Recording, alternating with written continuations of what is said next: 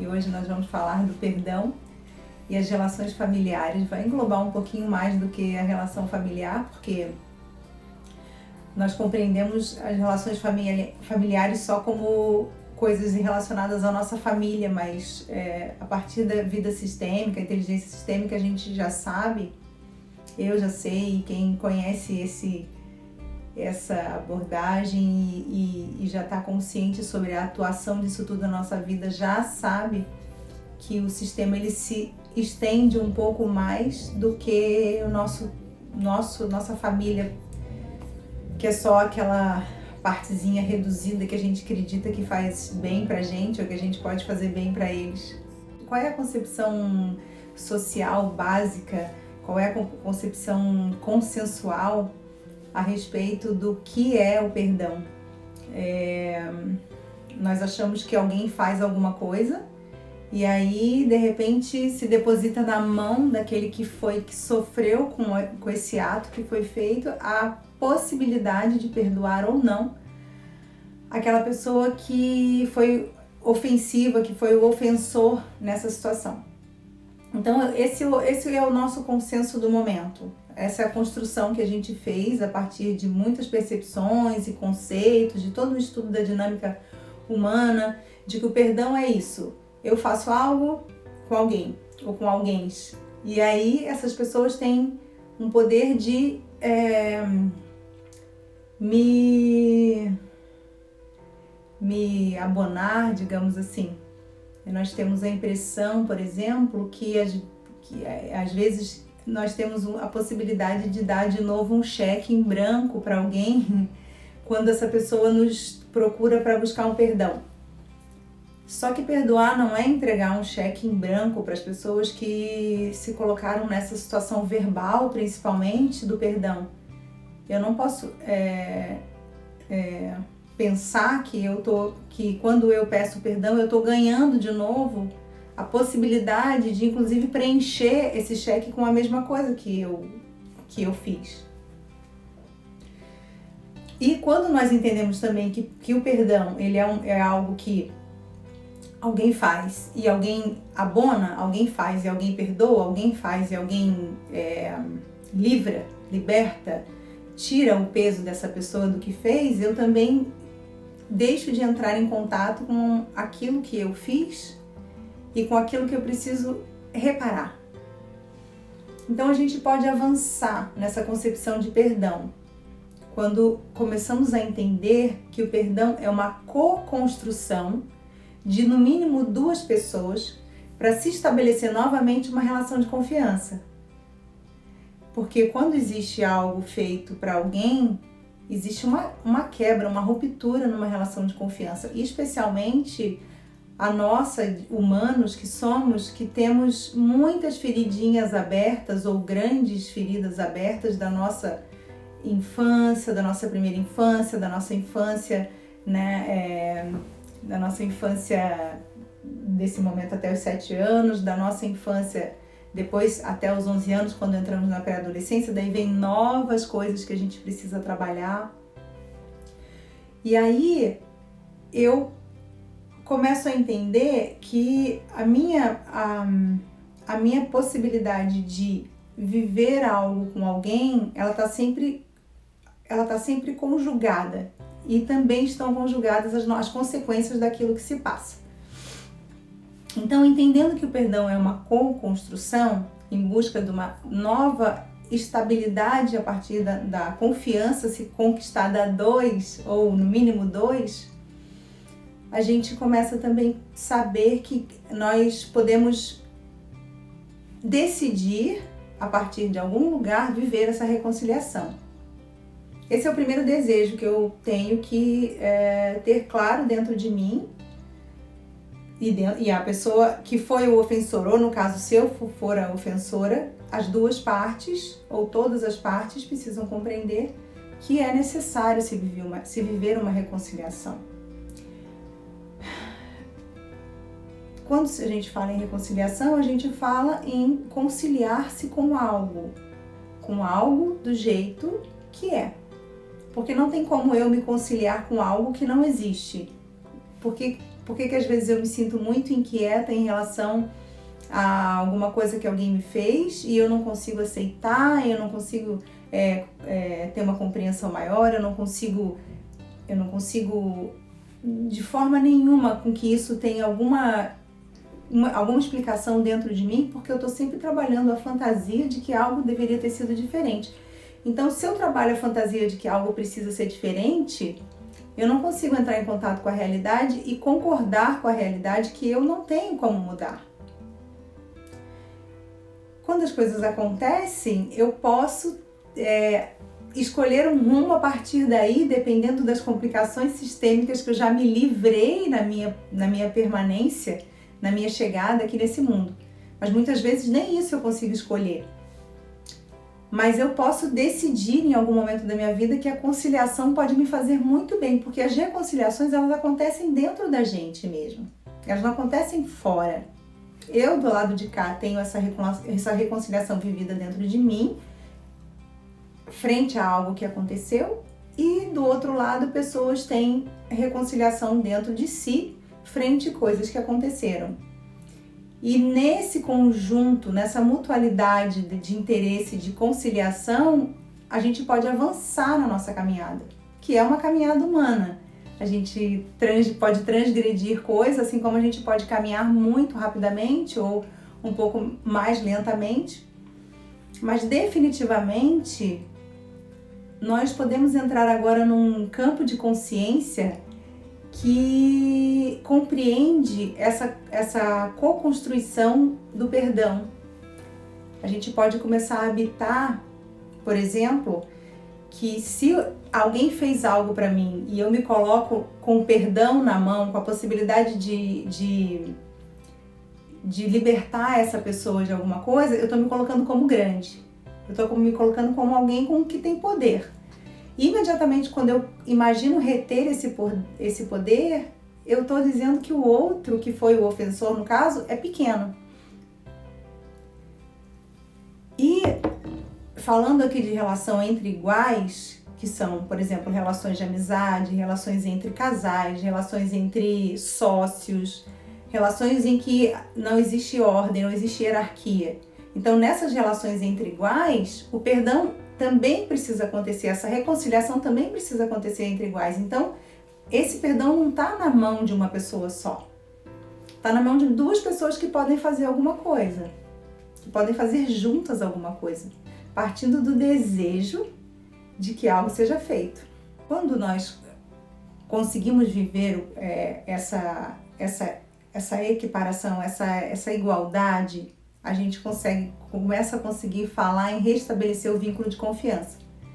Porque muitas vezes o que acontece? Uma pessoa de um lado que passou por alguma coisa, alguma situação com a família, alguma situação no relacionamento, alguma situação numa relação de trabalho entre cargos iguais, por exemplo, e aí manifesta que perdoou alguém, manifesta que uma vez eu vi um exemplo muito, muito legal que eu acho que vale a pena eu falar aqui, que é sobre quando nós somos crianças, aí tem uma confusão na escola e o professor ou o diretor da escola, alguma coisa assim, faz as crianças se abraçarem e dá a mão e falar, tá perdoado.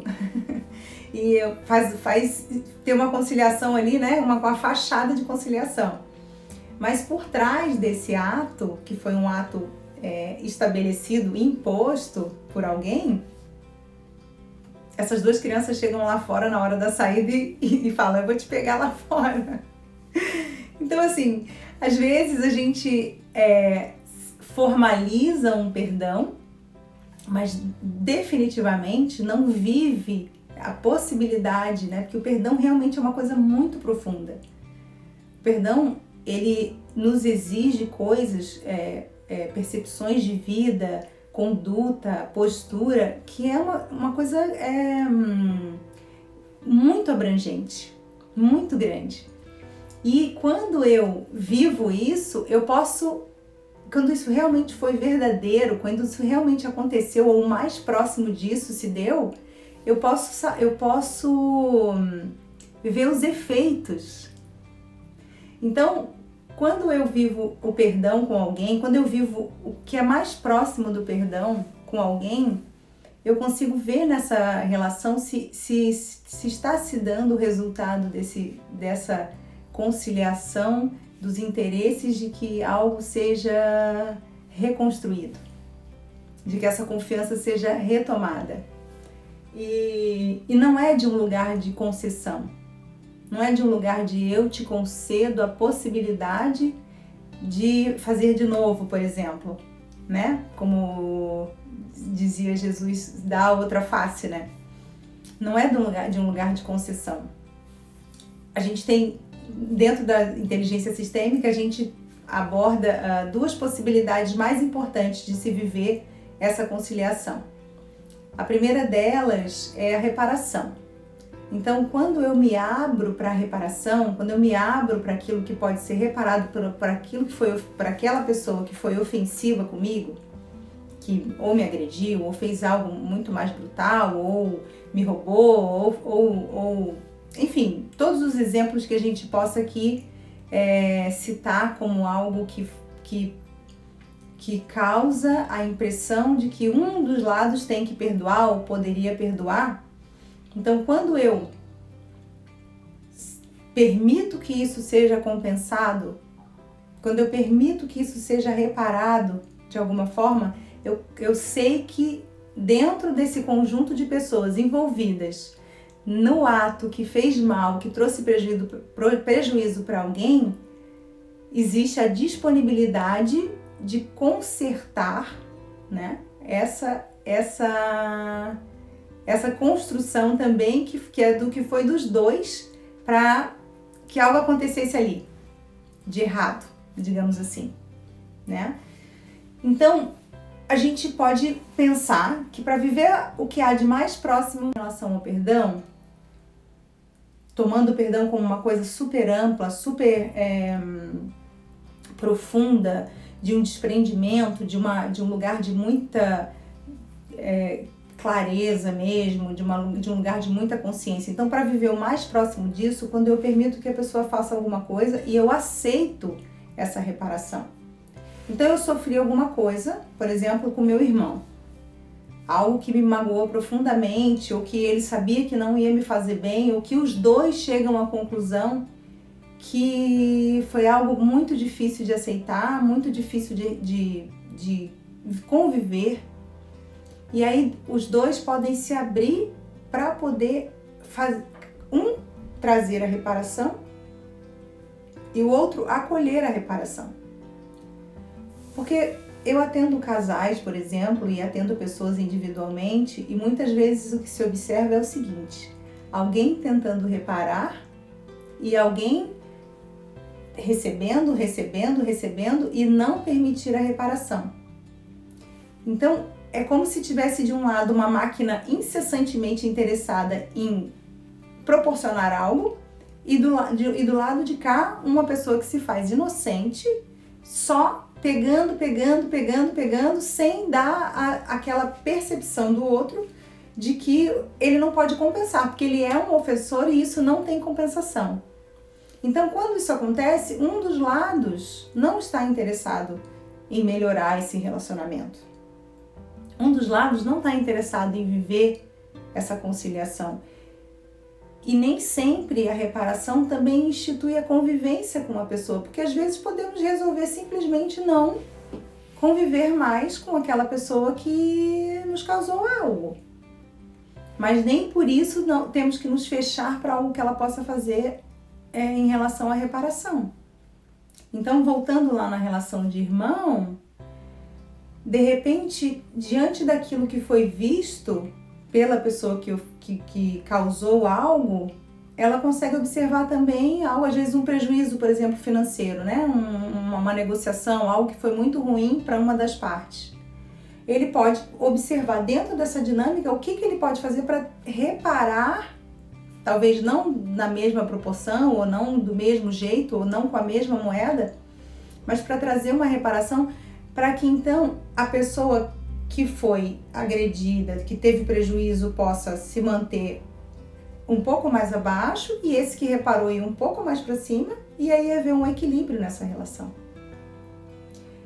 E na alma existe um lugar que é um lugar muito cativo, é um lugar muito receptivo para a reparação.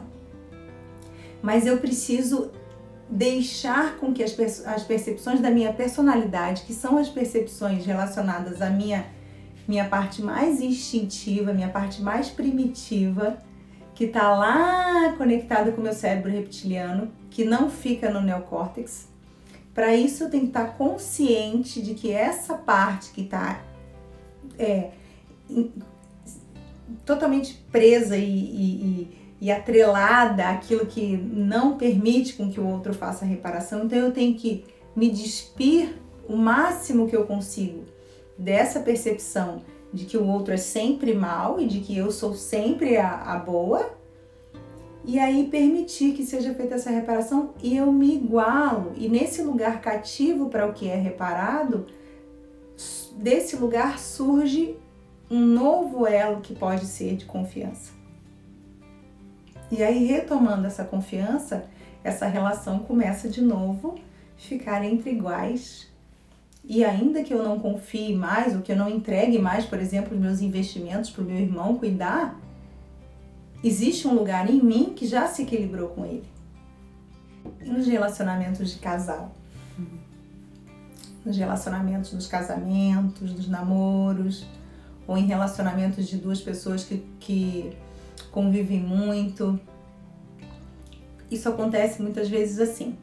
Alguém faz alguma coisa, aí o outro pede perdão, mas não compensa, não faz nada para poder mudar isso. Verbalmente fala: você me perdoa? Eu não vou fazer mais isso. Eu vi que o que eu fiz não foi que o que eu fiz não foi uma coisa boa, que o que eu fiz foi muito agressivo, que o que eu fiz trouxe grandes prejuízos para o casal, porque não tem prejuízo só de um. Os prejuízos são sempre de casal. Então, não é feito nada. Daí, o que acontece? A pessoa que sofreu algo, ela libera essa outra pessoa, diz: eu te perdoo, e ela tem como um segundo dano dar uma liberdade para essa pessoa sem reparação. Então, a pessoa que sofreu alguma coisa, ela sofre de novo, porque é como se eu simplesmente tirasse dela, daquele peso que ela precisa carregar, como se houvesse uma correntinha assim que pendurasse uma pedrinha que fosse um peso daquilo que ela fez. Eu digo: eu te perdoo, sem que seja feito nada. E aí, quer dizer, eu fiquei com o primeiro dano e fico com o segundo também, que é com a responsabilidade de deixar o outro não entrar em contato com o feedback do que ele fez. Então, a reparação, ela também traz essa possibilidade da pessoa entrar em contato com o que fez. Quando ela vai pensar de que forma ela pode reparar aquilo que ela fez, ela simplesmente entra em contato com o tamanho daquilo, ou mais próximo possível, ou com algum nível de dimensão daquilo que ela causou. Então, a compensação, ela precisa ser aceita também, porque senão nós criamos uma dívida. Nós acabamos criando uma dívida, porque se tem uma pessoa de um lado tentando reparar muito o que fez, se tem uma pessoa de outro lado que não aceita aquilo que fez, ou se eu tenho, no caso que eu estava acabando de falar, uma pessoa que não quer compensar, só quer simplesmente um perdão verbal, e uma que concede, porque conceder quer dizer virar a página, não tocar mais nesse assunto. Quando se pergunta assim, perdoar é esquecer? Perdoar não é esquecer, mas quando acontece o que pode haver de mais próximo do perdão, esse algo é esquecido. Porque quando se estabelece uma compensação ou uma reparação e essas duas pessoas conseguem restabelecer um vínculo de confiança, existe um relaxamento tão importante que as coisas são esquecidas. São esquecidas porque não ocasionam mais aquelas emoções difíceis nas pessoas envolvidas. São esquecidas porque foi dada a oportunidade para aquela pessoa que foi a ofensora de compensar essa que ela prejudicou de alguma forma ou de reparar de alguma forma. Então hoje, por exemplo, se a gente for parar para pensar, quem comete algo e tem verbalmente a sua barra limpa, quando diz assim, eu te perdoo, você a partir de agora não vou mais... Aonde que existe a informação que vai me sintonizar com a parte que eu posso confiar de novo nessa pessoa com quem eu me relaciono? Então, se alguém chega pra você e fala assim, eu perdoei o fulano, mas eu não quero ver nunca mais na minha vida. Simplesmente não... Pra mim é como se não existisse. Então, isso não é viver um perdão. Eu aprendi a conviver com aquilo, mas eu não tenho maturidade ainda para lidar com essa história, então eu simplesmente aboli essa pessoa da minha vida. Mas ao mesmo tempo eu acorrentei ela em mim. Porque quando nós não buscamos nos sintonizarmos com algo que condenamos de uma forma de reconciliação, a gente está preso a isso. A gente está extremamente preso a tudo aquilo que rejeitamos, que condenamos, porque a gente veio aqui para essa vida para poder fazer a travessia. E fazer a travessia requer uma compreensão além do que é óbvio. Fazer a travessia requer uma compreensão ampla, existencial. Então, eu vim aqui nesse mundo para me desacorrentar daquilo que é instituído a partir de uma concepção simples do que é bom e mal, do que é certo e errado. Eu vim para cá para ter uma compreensão muito mais abrangente das pessoas e das situações. Mas se eu insisto a partir da minha consciência pessoal e daquilo que meu pequeno grupo acredita ser uma grande verdade, do que é certo e do que é errado, eu simplesmente me mantenho nesse lugar. E aí eu não dou oportunidade para poder viver qualquer coisa diferente no meu sistema. E tudo bem? Por que tudo bem? Porque eu também tenho a possibilidade de me manter empacado, que nem uma mula nas minhas teimosias. Ninguém vai empurrar, talvez venha uma doença. Nós vemos muitas coisas, muitas situações em constelação. Eu mesma já vi mágoas retidas que viraram doenças seríssimas. Porque em algum momento houve uma atitude de retirada em relação à reconciliação. Eu não quero me reconciliar, eu não quero mais pensar nisso. Então o que eu faço? Eu fico com tudo aquilo todo dia circulando em mim.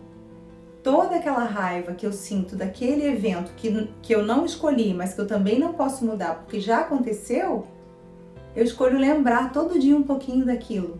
E aí o que acontece? Aquilo acontece de novo.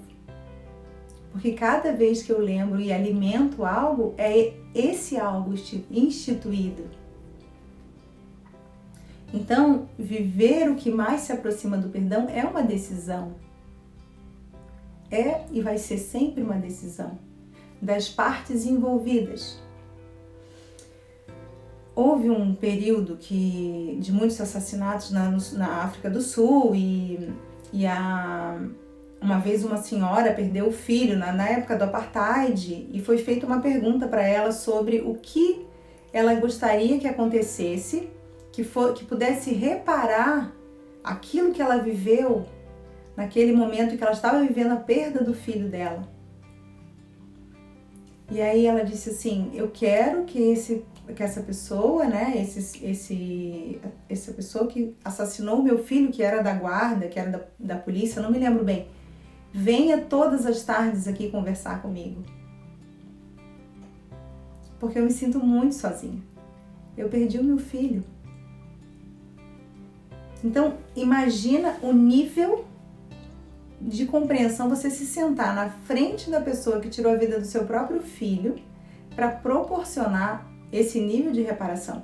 E claro que para cada pessoa as coisas podem acontecer de uma determinada forma. Ninguém está dizendo aqui que se a gente passar por essa situação, ou eu dizendo que se eu passasse por essa situação, eu ia me dispor a entrar em contato com alguém para poder viver isso. Mas isso é sim uma forma de reparação. E ela estava permitindo que houvesse um nível de reparação, porque imagina que para ele também, que fazia parte dessa guarda, né, em relação a esse momento histórico, o que era ir encontrar essa mulher todos os dias. Era uma penalidade, mas também para a alma era um tipo de reparação. Então, existem dinâmicas que podem possibilitar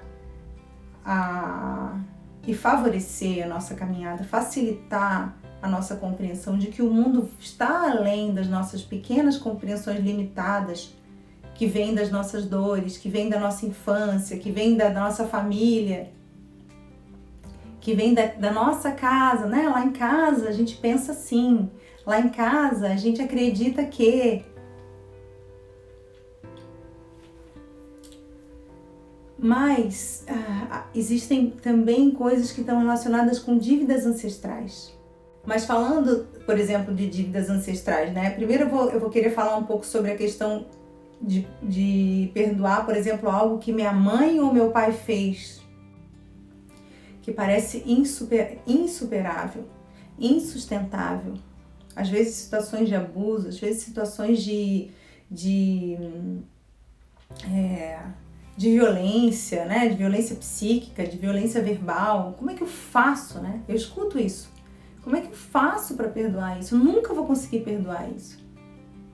Então aqui, a partir da visão sistêmica, a partir de todo o conhecimento da inteligência sistêmica, a gente já sabe que habitam dentro da mesma pessoa várias personalidades, vários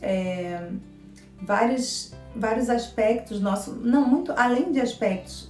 Dentro de mim tem a mãe, tem a filha, tem a irmã, tem a mulher, tem a criança, tem a sobrinha. Então, às vezes, uma coisa que nos ajuda a perdoar atos de pessoas que fizeram, pessoas tão próximas, por exemplo, como pai e mãe, a gente separar dentro dessa mesma pessoa a mãe e a mulher, o pai e o homem. Porque nós viemos de uma essência divina, nós viemos da parte mais divina, mais essencial dos nossos pais, mas que também são homens e mulheres e que atuam a partir dessas percepções também existenciais, de dor, de heranças ancestrais. Então, quando a gente consegue dividir um pouco isso, a gente consegue saber que tem uma parte ali naquela mesma pessoa que é o meu pai.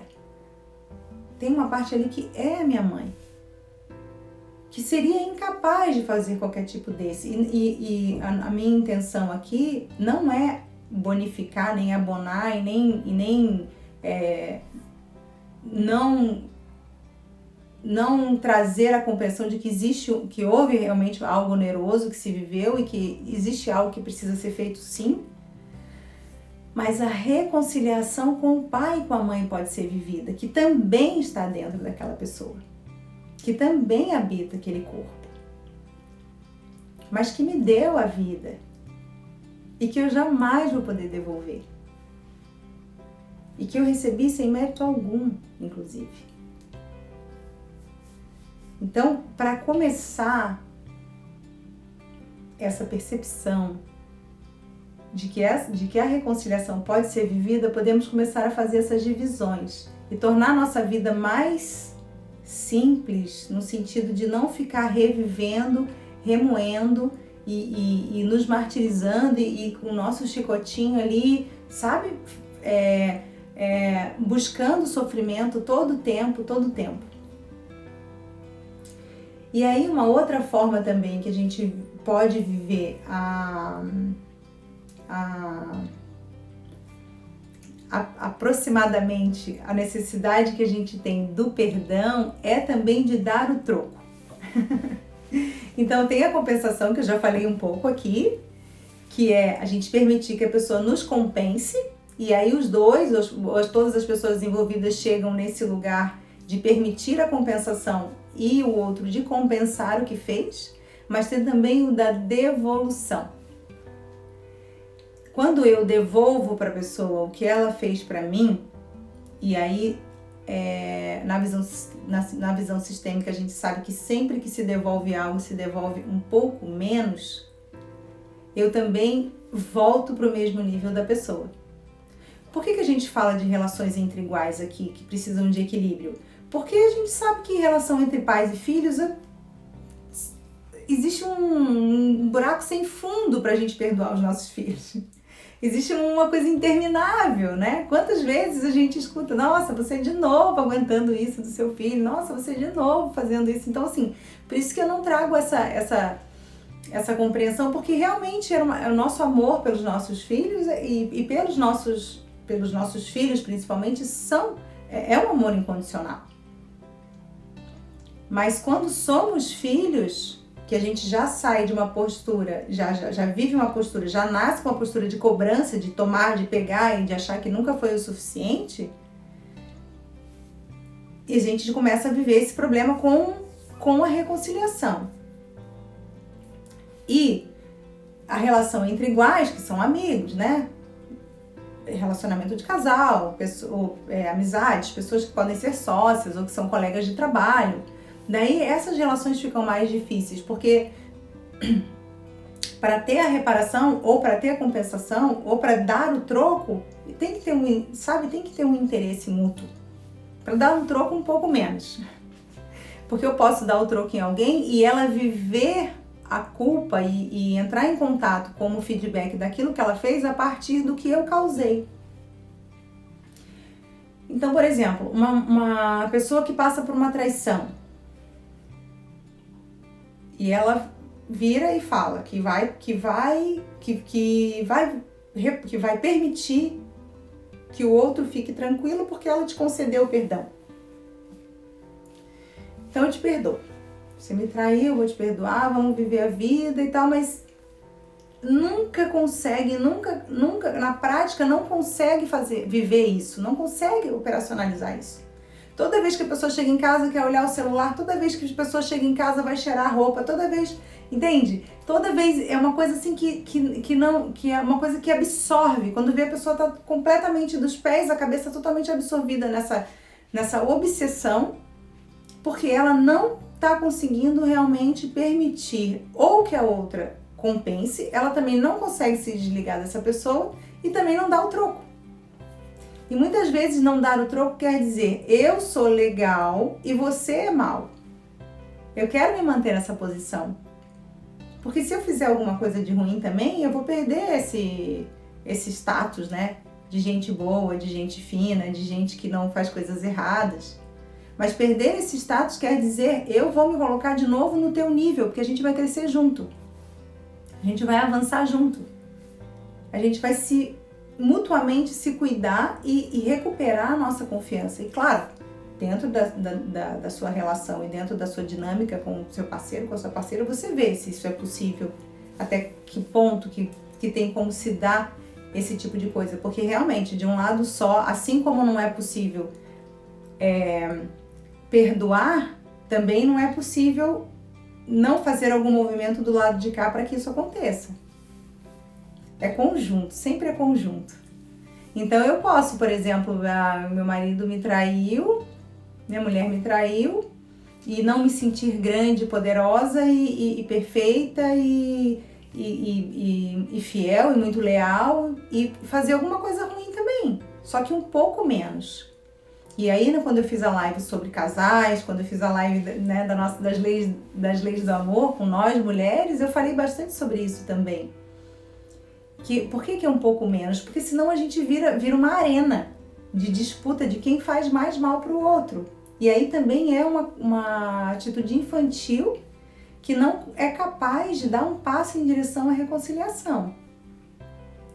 Então eu posso um pouquinho menos, assim, né? Eu posso fazer uma programação ou vender um objeto ou começar a frequentar um ambiente, por exemplo, religioso, que meu marido sempre foi contra, coisas que vão trazer um estresse, mas que de alguma forma eu sinto que eu tô devolvendo algo para me sentir no mesmo nível que essa pessoa que me causou um ônus, né? Que me causou um prejuízo. Se eu estou disposta a ficar do lado da pessoa, porque se eu chego à conclusão que isso foi demais para mim, e tenho condições de romper com isso, porque vai ser mais difícil para mim permanecer do que sair, eu saio.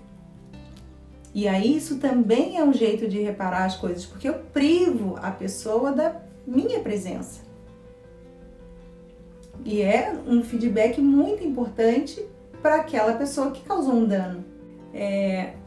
Voltando lá para a primeira parte, a gente pode perceber que o perdão, ele não é simplesmente alguém faz e alguém permite que o outro se sinta com a consciência leve. Perdoar é assim, ó, quando eu perdoo, eu me coloco na mesma situação que a pessoa.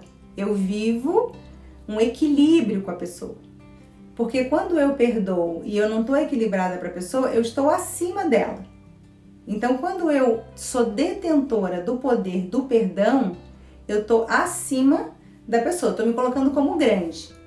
E no momento que eu me coloco como grande, eu estou colocando o outro como pequeno, como inferior. Então, quando eu faço alguma coisa que nos nivela, e aí dar o troco um pouco menos, é exatamente isso. Eu faço alguma coisa para voltar para o nível e colocar do mesmo tamanho.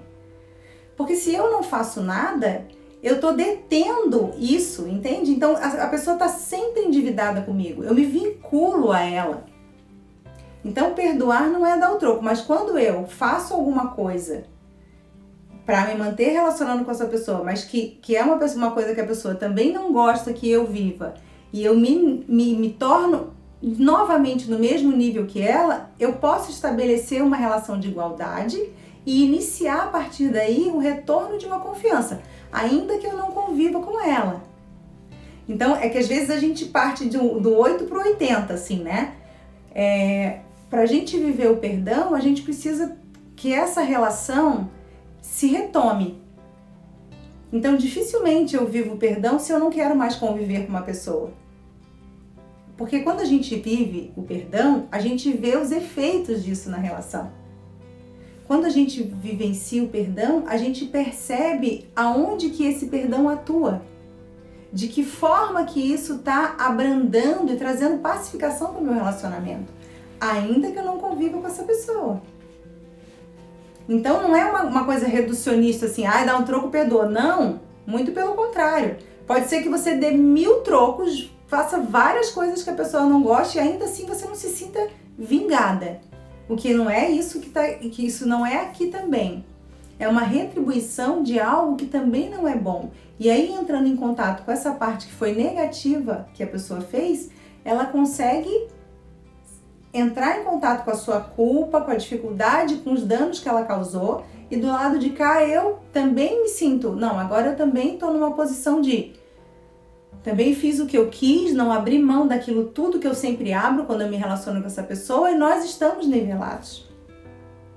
E existe, além de uma compreensão cognitiva, uma compreensão que é muito maior do que isso, que é uma compreensão de alma. Que nós voltamos a interagir como iguais. Não há mais a soberania. Porque quando nós retemos a possibilidade de curar alguém, muito, exatamente, mas tem que aliviar para os dois lados. Quando você consegue viver isso, se é possível para viver o perdão, quando você vive o perdão, quando você perdoa, você alivia, mas você alivia para os dois lados. Porque quando você perdoa, quando você diz para a pessoa, eu te perdoei, mas você não viveu isso internamente, mas você sabe que socialmente, espiritualmente, existe uma cobrança para você poder perdoar, né? Desde pequeno nós escutamos isso. Porque você tem que perdoar, você tem que aceitar, você tem que perdoar. A troco de nada. A pessoa simplesmente tem que ter um coração de bom samaritano do nada e perdoar as pessoas. Então, se eu falo para alguém que eu perdoei e não vivo isso aqui de alguma forma, seja sendo compensado ou fazendo alguma coisa também que eu deixei de fazer, por exemplo, por muito tempo porque eu não queria magoar alguém e de repente essa pessoa me magoou e eu então não vou mais abrir mão de fazer essas coisas que são para mim, por exemplo. Então, quando eu não faço isso, o que acontece? Eu alivio só do lado de lá. Mas eu também mantenho essa pessoa atrelada a mim, porque ela fica em dívida comigo. Existe uma dívida, sabe? Porque eu ocupo um lugarzinho de inocente, de quem só faz o bem, e aquela pessoa vai ficar no lugar de quem faz o mal, de quem me machucou. E aí é uma relação desigual, é uma relação de superioridade e inferioridade. Então, o alívio ele tem que ser mútuo. E às vezes a gente fazer dar esse troco, né? Porque a gente quando fala em troco parece uma coisa malvada, mas muitas vezes o que se observa, muitas vezes, por exemplo, na constelação, muitas vezes na vida cotidiana, é que quando existe esse dar o troco, esse me cuidar mais e não abrir tanto mão de mim, por exemplo, pode ser uma forma, existe uma equivalência e num lugar de descanso, onde a alma descansa, onde essas pessoas se olham no mesmo nível, sabe? Como se duas pessoas pudessem estar no mesmo nível agora, de frente a frente, e os seus olhos se tocam novamente. Porque quando eu tô como superior, eu olho de cima. E a pessoa tá me olhando de baixo. Ou quando eu fiz alguma coisa, porque às vezes nós fazemos também. E às vezes fazemos sem nem saber. Então, quando eu faço alguma coisa que às vezes eu não sei, e essa pessoa tá me olhando de cima, me tratando com superioridade e eu com inferioridade. Então, não existe olho no olho nessa conjugação, sabe, humana. Então, por isso que quando existe uma compensação eficiente em relação a algo que foi feito, ou existe uma retribuição, um troco em relação a algo que foi feito, a gente consegue ver muito bem nas relações.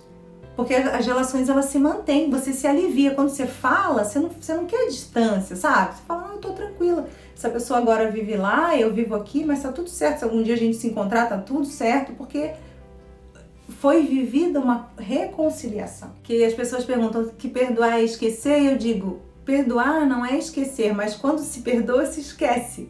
Porque não tem que ficar tocando naquele assunto, sabe? Eu não fico sendo martelada para aquela presença desconfiada de que algo de uma espada pode cair na minha cabeça, igual ao mito da espada de Damocles, que está pendurada por um fio de cabelo, assim, tem uma na mitologia grega. Um fio de cabelo, uma espada que fica virada, assim, sabe? E eu tô sempre achando que aquele fio vai arrebentar e cair na minha cabeça, então eu não fico vivendo isso nessa relação. Eu cuido de mim e a partir de uma reconciliação mesmo com o que houve, eu compreendo mais amplamente. E aí, para quase encerrar o nosso tema, eu queria falar uma percepção que o Hellinger traz em relação ao perdão, que é quando nós não nos atrelamos ao perdão em si, assim, né? Quando eu faço alguma coisa para alguém, ao invés de eu verbalizar isso sobre me pedir perdão,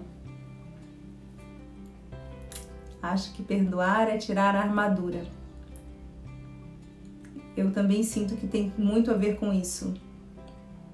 Porque tem que ter muita coragem para viver uma reconciliação e vivenciar esse perdão. Tem que ter muita coragem para se despir daquelas percepções da personalidade que eu falei, que são aquelas percepções teimosas, que estão conectadas só com essa parte que teima que tá certo e que o outro tá errado, sabe?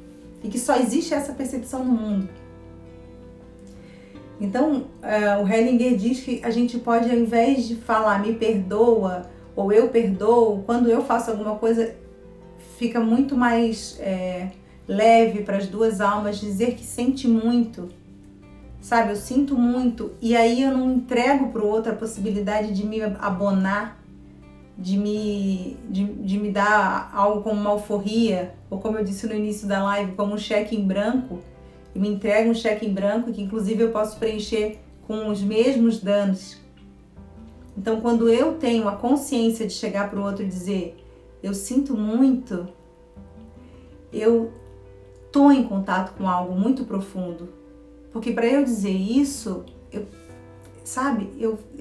sinto que há algo que eu posso fazer com isso. Eu sinto muito por ter causado alguma coisa. E aí eu sempre vou pontuar isso, que essa relação de reconciliação, de compreensão, de tudo, ela envolve mais de uma pessoa, nunca é uma pessoa só. Embora eu possa ter, por exemplo, dentro de uma família muito machucada por alguma coisa, eu ser a única pessoinha dentro do meu sistema que vive reconciliação com algo. E aí a gente lê de vez em quando no Instagram, nas mídias sociais, falando que basta que uma pessoa comece a mudar para que todo o sistema comece a mudar também. Basta que uma mulher comece a mudar e transformar a sua realidade, que todas as mulheres começam a perceber essa informação no campo de consciência também. Mas quando se trata do que foi feito, do que foi oneroso, a gente precisa de duas pessoas para viver isso que chamamos de perdão. Mas que de fato eu me pergunto e eu pergunto para as pessoas também, em que nível vivemos verdadeiramente esse perdão que tanto dizemos, que às vezes temos inclusive orgulho de dizer. Eu perdoei, mas qual o nível mesmo que isso foi vivenciado, sabe? Então, sentir muito deixa o outro com a culpa que é dele. E aí ele vai ter que fazer alguma coisa com isso, porque sentir muito nos libera, não nos aprisiona. Traz mais consciência para o momento. Até porque a palavra perdoar, às vezes a gente vê que ela até é utilizada assim de uma forma bastante banal, né? Em qualquer momento, em qualquer situação. Então, trazer mais consciência para esses aspectos, para essas coisas que podem ser vividas por nós, traz também mais verdades e traz mais leveza. Ainda que tenhamos passado por coisas muito difíceis, dentro da nossa família, fora da nossa família, nas relações com as famílias dos nossos cônjuges. Quantas coisas vivemos com as famílias dos nossos cônjuges, né? Tem muita gente que se conecta, se sintoniza com uma energia, uma vibração muito positiva da família daquela pessoa que se uniu. Mas tem pessoas que sofrem processos super difíceis. Então, definitivamente, a gente está sendo o tempo todo acionado pela vida em situações que vão proporcionar a nossa oportunidade de viver essa reconciliação. Então, quando eu sei que eu não caí de paraquedas numa realidade, que na verdade eu fui colocada lá, porque existem coisinhas que eu ainda preciso resgatar, eu sei também que aquelas pessoinhas que estão me causando algo estão me ajudando a viver a partir dessa verdade, dessa consciência. Mas é um outro olhar, é o viver um outro paradigma, uma outra expressão da vida, de mais confiança, de mais presença. Mas é para lá que a gente está indo. Todos os caminhos levam ao templo. E nós vamos juntos. Então essa foi a nossa live de hoje. O perdão e as relações familiares e as relações como um todo aqui no projeto 6 e 7 em sintonia com a Lari às quintas-feiras. Sempre recebo com todo carinho as sugestões para conteúdo. O que mais te toca, o que mais você compreende que a gente precisa conversar aqui, para mim vai ser um grandíssimo prazer, um grandíssimo privilégio. Pra gente avançar um pouquinho, eu junto com você junto comigo, e vamos crescendo aos pouquinhos. Então eu encerro dizendo que quem pode a partir de agora dizer sinto muito, pode sentir uma compreensão maior a partir da vida e da grandiosidade da existência de Deus. E eu agradeço muito a oportunidade. Muito obrigada, linda live, assunto maravilhoso, beijos.